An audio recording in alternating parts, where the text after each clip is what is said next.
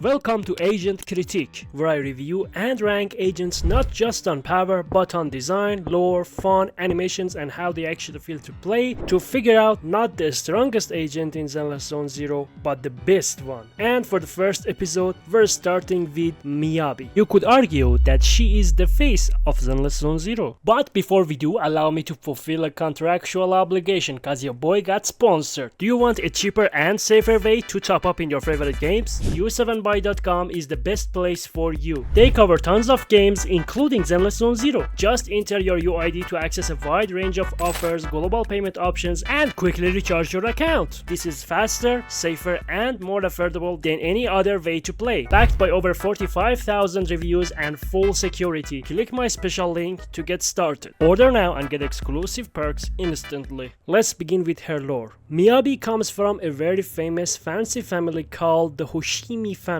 They own a legendary sword called Tailless, which has been passed down through generations. The sword is actually cursed, and if you use its full power, the vengeful spirits inside will mind break you. That's why it's usually sealed. When Miyabi was young, during the fall of the old capital, she used Tailless to kill her corrupted mama. This made her extremely pissed off, and she went on to kill a few monsters in the hollow and stuff like that. That moment basically defines her entire character, because she accepted that this was her responsibility. She had to take care of her mother. No hesitation, no excuse. After that, she grows up, joins Section 6, and becomes a void hunter. She faces her biggest challenge when, through some fuckery, the evil people in the story force her to unleash the full power of Tailless. The course starts to take over, and for a moment she's genuinely dangerous for everyone around her. But instead of getting mind broken, she talks to the spirits inside the sword and convinces them not to take over. They somehow agree, and that's basically it. She defeats the bad guys in this one cutscene, and the story moves on. You don't really see her after that cause it's a gacha game. Her personality is very quiet and reserved. The funniest interaction I remember is that you can message her saying you had a dream about her, and she just replies and says, "I didn't," which I thought was really funny. She's obsessed with training. She makes everything about training. I've seen way too much Rule 34 where people convince her that sex is also training. I'm giving her lore and personality a 7 out of 10. Her story has a clear arc. It's basically Naruto and the nine-tailed fox all over again. I know some people say that her personality is dry, but she's dry to the point that makes it funny and entertaining. Isn't that a good thing? Her design is what I would describe in one word as elegant. It's kind of fitting because her name also translates to elegant as well. On the surface, she's wearing a shirt, skirt, and standard accessories, but the details are carefully Japanese. Her skirt is very similar to what high schoolers wear in Japan. Her jacket, from what I'm reading, is inspired by a haori, which is a jacket traditionally worn over kimonos. The long, loose sleeves really help give her that Japanese feel. The handcrafted hairpin she wears looks a lot like the big red torii gates you see in Japan. The white paper-like strips hanging from her sword and hairpin are something called shide, zigzag paper strips meant to ward off evil spirits in Shinto culture and stuff. And that's very on brand for Miyabi, especially considering how often she says, "Eradicate all evil."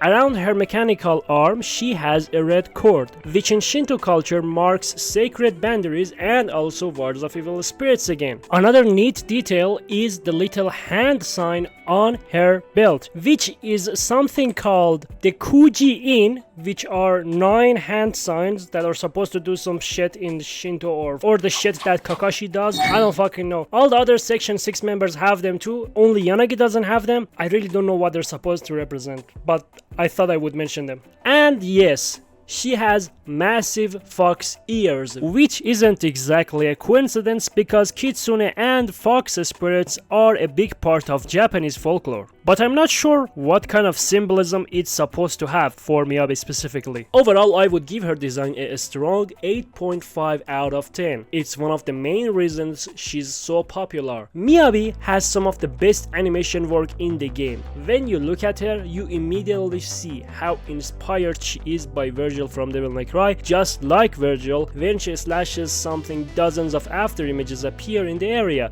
You can really see the amount of effort that went into her design. Just look at how after any kind of basic attack you do, she carefully puts her sword away. Honestly, I don't have much else to add about her animations. What you're seeing on screen does most of the talking. I'm giving her animations a 10 out of 10. Now let's talk about how fun she actually is. Miyabi is a very simple character to play. Your main goal is to get 6 frost stacks, and once you have them, you unleash your enhanced powerful basic attacks. She gains them with her special, triggering anomalies and disorders, and using her ultimate. Her overall gameplay loop isn't super appealing to me personally. Most of the time, you just press basic attack until you generate energy or trigger an anomaly or disorder. Then once you have 6 stacks, you just use your enhanced basic attack and repeat. Not the most engaging playstyle, at least for me. I'm giving her a 6 out of 10 for the fun factor. Let's talk about how strong she is. Quick disclaimer, the meta in ZZZ moves very fast, so her score here could be higher or lower depending on when you are watching this. Miyabi is without a doubt one of the strongest characters in the game. She was arguably the best DPS agent from her release in 1.4 up to 2.1. I don't know why I said arguably, she was the best. Over time, the game started directly countering her specifically. We began seeing lots of ice resistant enemies and even more problematically, more anti-anomaly enemies. In fights against anti-anomaly enemies, she will do less enhanced basic attacks because she uses anomaly as a resource, and that means lower damage for your Miyabi. If we are talking about season 1 Miyabi, she would easily get a 10 out of 10, but in season 2 she's a bit rough. She can still clear a lot of content, but she cannot reach the same high scores she used to. If you want a deeper dive on this, I would recommend watching Kete the 7th video on this topic, link in the description. What's her score after all this? Right now I would give her an 8 out of 10. Considering how much Hoyoverse has been countering her, that's still very respectable. And remember, against older bosses that appear from time to time, she can easily jump back up to a full 10. So that's Miyabi for you in a nutshell. She's elegant, deadly, and visually stunning.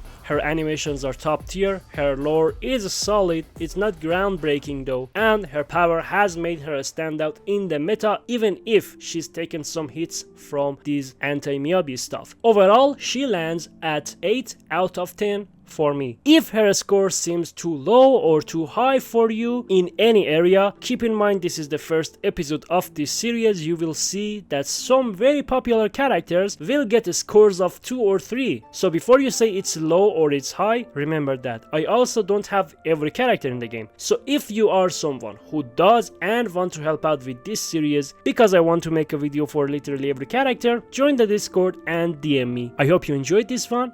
Peace.